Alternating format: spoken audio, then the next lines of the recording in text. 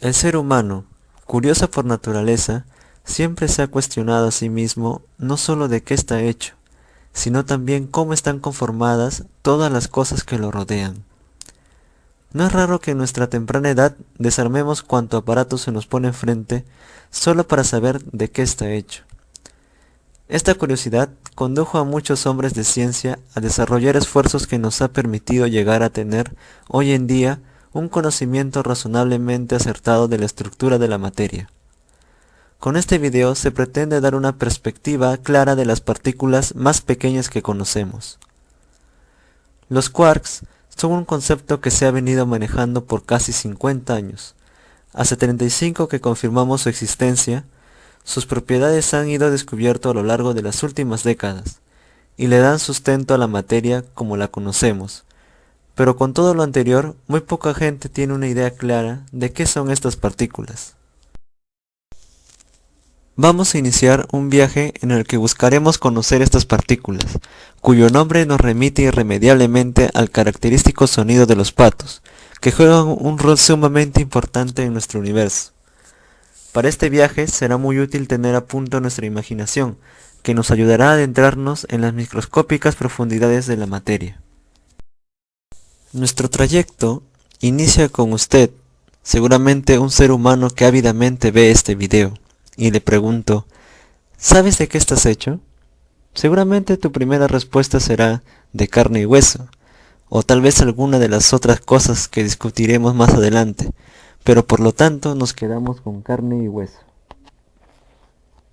De hecho, debemos ampliar esta concepción que está muy metida dentro de nuestra propia concepción. Los seres humanos estamos hechos de sistemas, como el respiratorio o digestivo, que son integrados por órganos formados por tejidos. Dichos tejidos están formados por la unidad fundamental de la vida, al menos como la conocemos, las células. Las células nos conforman a todos los seres vivos, desde las gigantes ballenas a los microscópicos protozoarios. Su apariencia no solo varía dependiendo del tipo de ser vivo que componen, sino también de la función que dentro de éste desarrollan.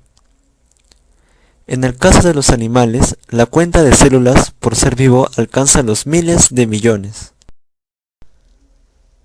Por practicidad, nos veremos obligados a introducir la notación científica para expresar las dimensiones de las partículas que vayamos revisando. En el caso de las células, su tamaño fluctúa dependiendo de los factores mencionados anteriormente, alrededor de las micras, esto es 1 por 10 a la menos 6 metros. En general, podemos hablar que estas unidades fundamentales de la vida, descubiertas en el siglo XVII por Robert Hooke, cuentan con rasgos comunes en su composición, como el núcleo, cromosomas y citoplasma, entre otros, pero si hablamos de un componente común en todas las células tenemos que dar un brinco. Sin importar el ser vivo del que se trate y su función, todas las células están hechas por millones de moléculas. Las moléculas no son solo componentes de los seres vivos, sino de la materia en general. Todo lo que observamos a nuestro alrededor, con la excepción del Sol y las estrellas, está conformado por moléculas. Son la parte más pequeña en que una sustancia pura puede ser dividida sin perder sus propiedades. En la naturaleza existen un sinnúmero de moléculas diferentes, que reciben sus características de los elementos que las conforman.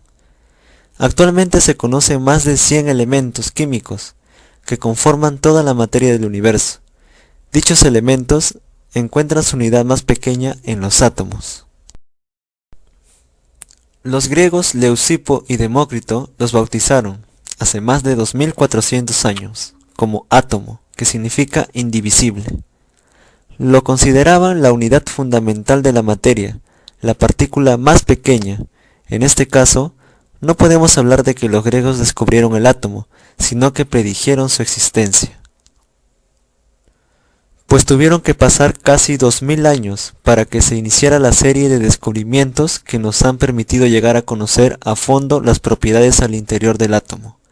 Los esfuerzos de varios científicos, como Dalton, Thomson, Rutherford, Bohr Pauli y Heisenberg, entre otros, han sido invaluables para el conocimiento de la partícula, que resultó no ser tan indivisible.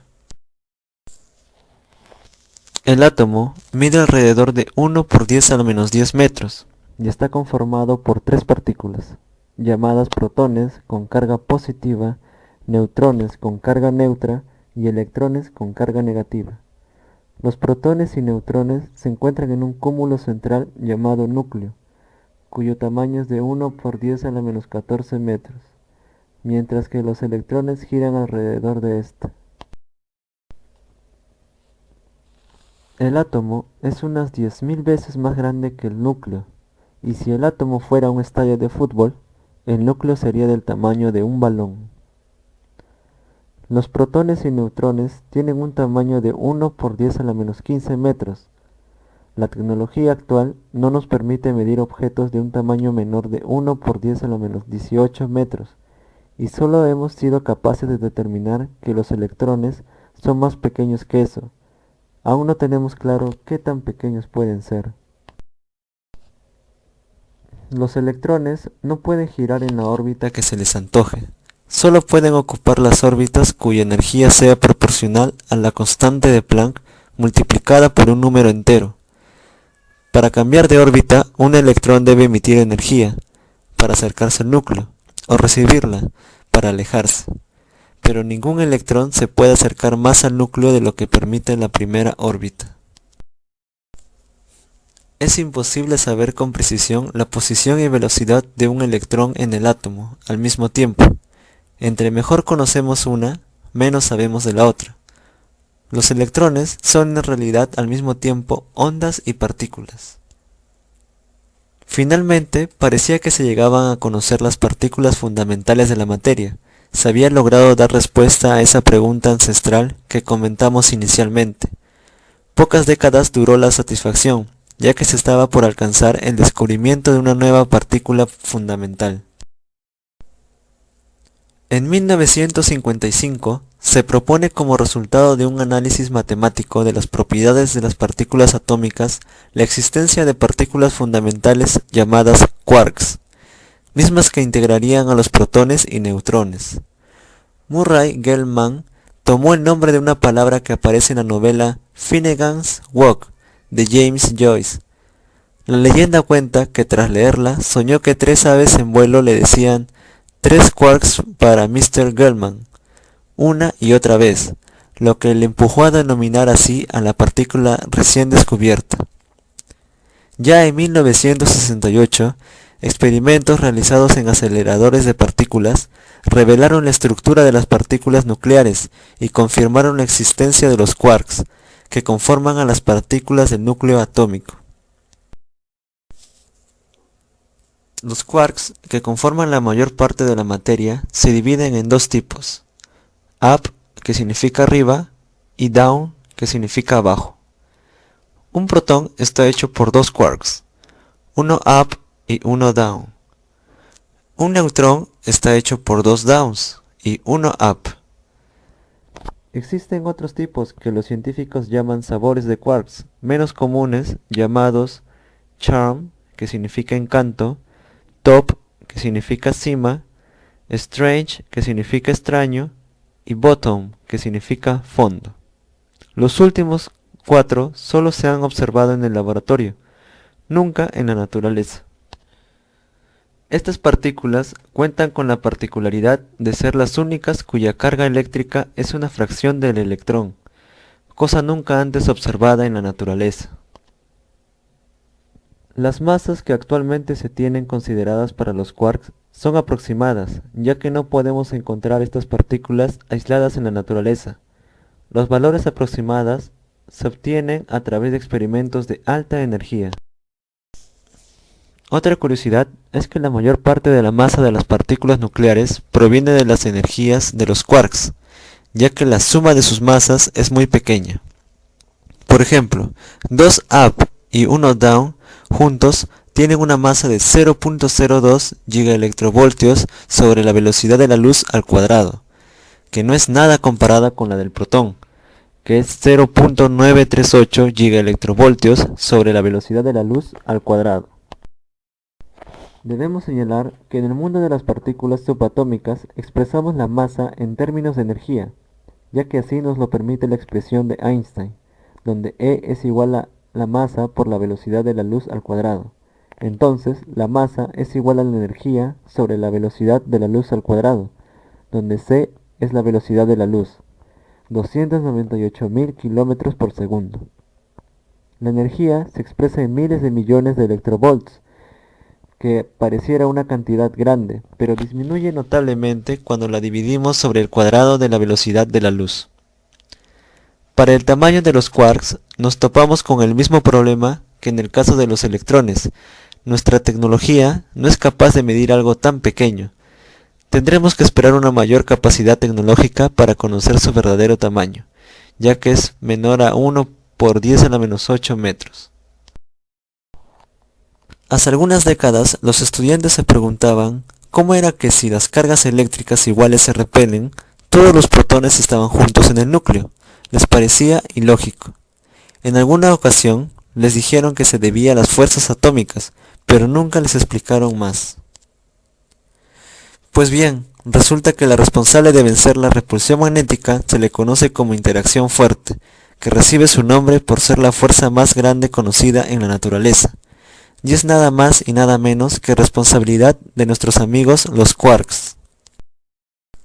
Esta interacción, que une a unos quarks con otros, aun cuando no estén dentro del mismo protón o neutrón, surge de una propiedad llamada color. El color es a la interacción fuerte lo que la carga al electromagnetismo. El color, que no tiene nada que ver con la radiación electromagnética que observamos normalmente, implica el intercambio entre los quarks de partículas sin masa llamadas gluones o pegones. Estas partículas transmiten las fuerzas que mantienen juntos a los quarks, que conforme emiten y reciben gluones cambian de color. Existen quarks verdes, rojos y azules. La importancia de los quarks la podemos resumir diciendo que, junto a los electrones, conforman toda la materia en el universo. De hecho, en los primeros segundos después de la gran explosión, toda la materia conocida se encontraba en un mar de quarks y electrones, las únicas partículas primordiales. Se trata pues de unos patos primordiales, a los quarks, ya que su nombre siempre nos recuerda al sonido emitido por estas aves. De hecho, podríamos atrevernos a especular que hasta pueden tener forma de cara de pato.